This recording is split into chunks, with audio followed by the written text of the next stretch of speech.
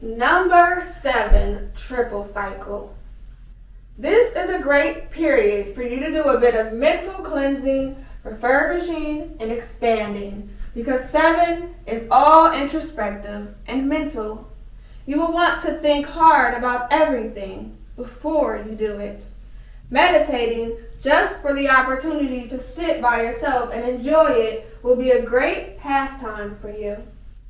This is a wonderful time to go over all your past and current affairs in your mind and see where you can eliminate those that are not proving beneficial or enjoyable.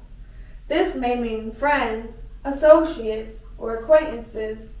All will have a bearing on your life and must be reappraised. This being a mental period, you will want to expand your mind and knowledge, perhaps in the study of the mystical, which is usually a very interesting in the 7th cycle. Many creative people in the field of music or invention find this time extremely rewarding for putting their thoughts and ideas to work.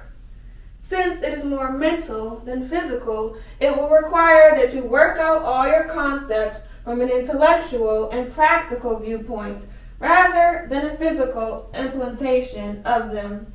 Leave that to others whom you must guide. Because you may be more than normally introspective now, there will be a tendency to deliberate too long over certain things that require your decision. Or you will be slow in getting to places or in doing something that is expected of you.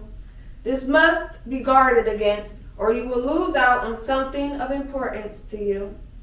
Contemplate by all means, but don't overdo the caution in your workday life.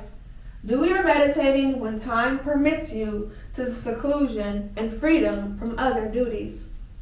Communication will implement your work and desires this cycle, so if you can further yourself or a project through personal communication, by all means, do so.